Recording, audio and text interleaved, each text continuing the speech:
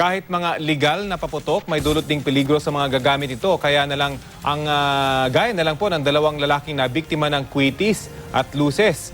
Pati ang pampaingay na boga, delikado rin. Balitang hatid ni Emil Sumangil.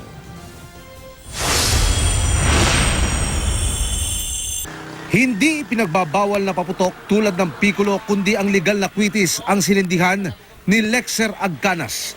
Pero sugatan pa rin ang muka't kamay ng 34 anyos na taga Dingras, Ilocos Norte matapos sumabog ang kwitis. Sa nagaliblig ba ang sir? Biglang sumabog, hindi lumipad. Sir. Tapos napunta sa mukha mo. Ang 15 anyos na si Banjong nga, lusis lang ang sinindihan noong nakarang taon pero kahit pailaw lang ito at hindi pa putok, sumabog pa rin ito kaya nagtamo siya ng second at third degree burns na nag-iwan ng pilat. May lusis po.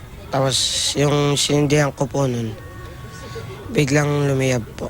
Yung hawak ko na sa kilikili ko po nakaipit.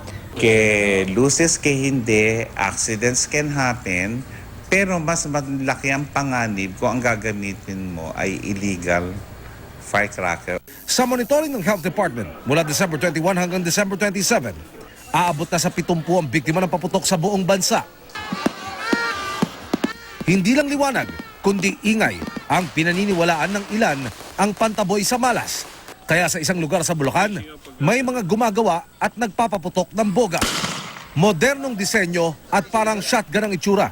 Tubong gawa sa plastic ang nagsisilbing barrel nito. Magkano, brother, yung ganyan? Alam ba, magpapayari sa inyo? Ito, mga 500 meron ka na. Pwede mo pang gamitin next year. Kagaya nito, last year pa namin ginagamit to.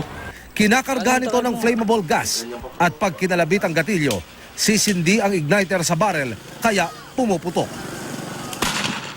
Pero sa ilang lugar sa bansa, bawal din ang mga boga dahil sa dulot nitong peligro.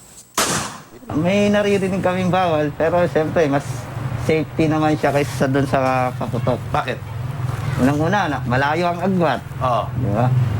Tapos, matagal siya. Kontrolado mo yung kung kailan mo pa sasabugin. Okay. Oo. Hindi kagaya ng paputok, kasi nasinindihan mo at medyo nakainom ka, pwedeng sumabog ka agad.